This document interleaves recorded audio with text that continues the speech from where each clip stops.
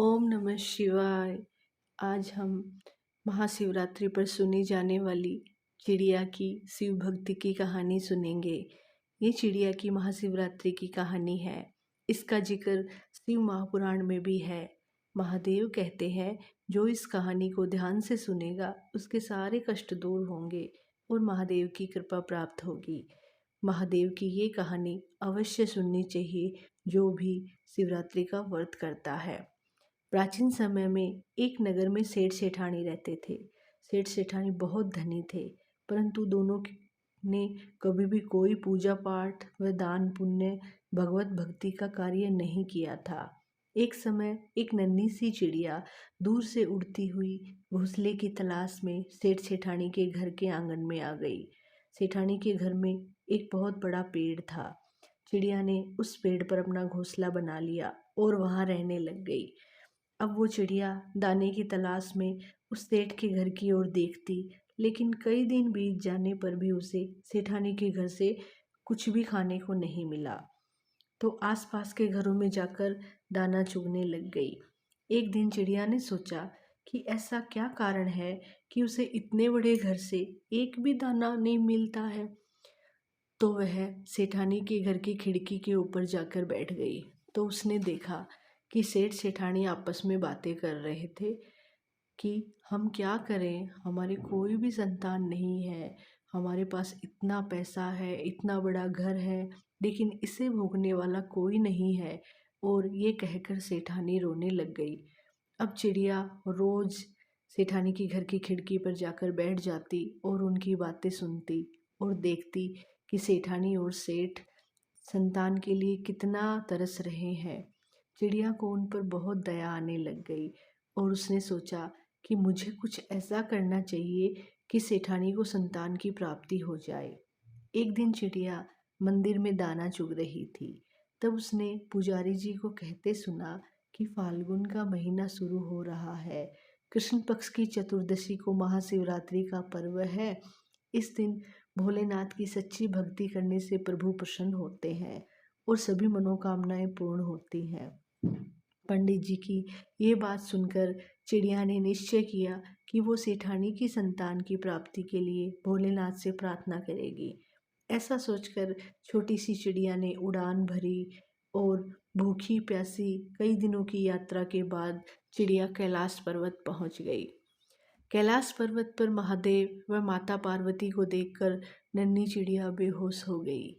माता पार्वती ने चिड़िया को अपने हाथों में उठाया और बोली कि चिड़िया, तुम्हें क्या परेशानी है और तुम यहाँ कैलाश पर्वत इतनी दूर कैसे पहुँची। चिड़िया बोली कि मैं एक छोटे से गांव में रहती हूँ और वहाँ पर एक सेठ सेठानी का घर है। सेठ सेठानी निसंतान होने से बहुत दुखी रहते हैं और मैं उनको इस तरह तड़पता हुआ नहीं देख पा रही हूँ। सेठ सेठानी की संतान प्राप्ति की कामना से मैं आपके पास आई हूँ। ये सुनकर माता पार्वती भोलेनाथ से बोली कि महादेव, सेठ सेठानी को संतान का योग है या नहीं है। महादेव बोले कि सेठ सेठानी ने कभी भी कोई भी पुण्य का काम, भगवत भक्ति या दान नहीं किया है, तो उनको संतान का योग नहीं है, इसलिए वे दोनों संतानहीन हैं। माता पार्वती बोली, स्वामी, ये छोटी सी चिड़िया उनकी संतान की कामना लेके इतनी दूर से आई है, तो मैं इसे खाली हाथ तो नहीं जाने दूंगी। महादेव बोले, पार्वती, ये संसार सागर है, इसमें व्यक्ति किसी न किसी बात से दुखी रहता ही है, तुम किस किस के दुख दूर करोगे। पार्वती बोली, ये चिड़िया हमारे पास एक उम्मीद से इतनी दूर से आई है और हम दोनों इसे खाली हाथ नहीं जाने दे सकते। तो भगवान भोलेनाथ बोले कि चिड़िया, भगवत भक्ति से हम बहुत खुश हैं और हम तुम्हें एक वरदान देते हैं कि आज से ठीक 9 महीने बाद सेठ सेठानी को सुंदर संतान की प्राप्ति होगी, लेकिन इसके बाद उन्हें भगवत भक्ति, पूजा पाठ और दान पुण्य करना होगा। ये सुनकर चिड़िया बहुत खुश हो गई और माता का आशीर्वाद लेकर वह वापस अपने घर की तरफ चल दी। सेठ जी के घर पहुंचकर चिड़िया को पता चला कि सेठानी गर्भ से है। 9 महीने बाद ही सेठानी ने एक सुंदर पुत्र को जन्म दिया और ये देखकर चिड़िया बहुत खुश हुई। चिड़िया रोज सेठानी के बच्चे को बड़ा होता हुआ देख रही थी। सेठानी का बच्चा जो भी घर में कुछ खाता वो इधर उधर गिरा देता था और चिड़िया उसे खा लेती थी। धीरे धीरे समय बीतता गया। देखते देखते सेठानी का पुत्र 5 वर्ष का हो गया।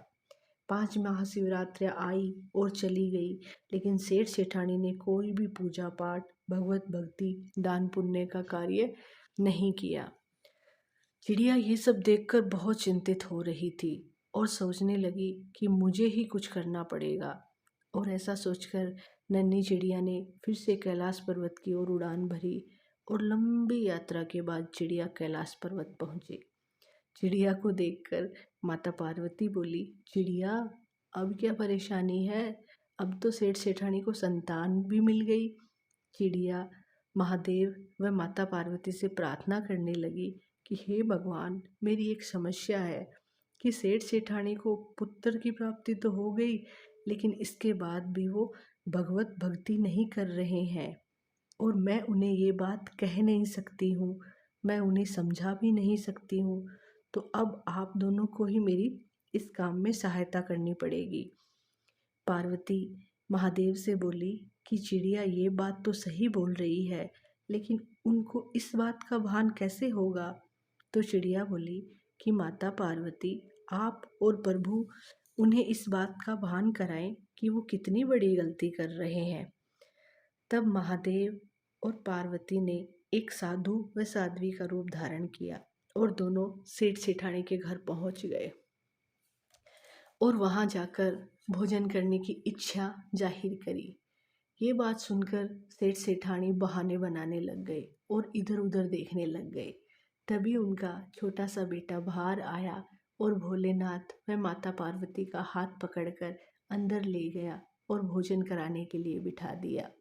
जब सेठ सेठानी ने ये देखा कि उनका बच्चा साधु व साध्वी को भोजन कराने की इच्छा रख रहा है, तो उन्होंने साधु व साध्वी को भोजन कराने के लिए बिठा दिया और अच्छे से भोजन भी करवा दिया।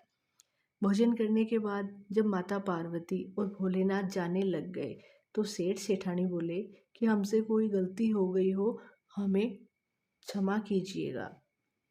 तो साधु व साध्वी बने भोलेनाथ व माता पार्वती बोले कि गलती तो तुम बहुत बड़ी कर रहे हो। ऐसा सुनकर सेठ सेठानी घबरा गए और बोले कि बाबा, हमें बताइए कि हमारी क्या गलती है और हमें क्या करना चाहिए। तो भोलेनाथ बोले कि तुम क्या समझते हो, तुम्हारे नसीब में यह पुत्र था? ये तो एक नन्ही चिड़िया की भक्ति का परिणाम स्वरूप तुम्हें प्राप्त हुआ है।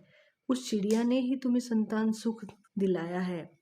चिड़िया ने तुम्हें संतान सुख तो दिला दिया, लेकिन भगवत भक्ति का लगाव तुम्हारा नहीं लगवा सकी। और आज से तुम पूजा पाठ, दान पुण्य आदि सब कुछ करो, गरीबों को भोजन कराओ, भगवान भक्ति में मन लगाओ, जिससे तुम्हारे पुत्र को लंबी आयु प्राप्त होगी। यह सुनकर सेठ सेठानी को बहुत पछतावा हो रहा था। अब उन दोनों के मन में भक्ति की लौ जल चुकी थी और वे दोनों बहुत पूजा पाठ करने लग गए और प्रभु का गुणगान करने लग गए।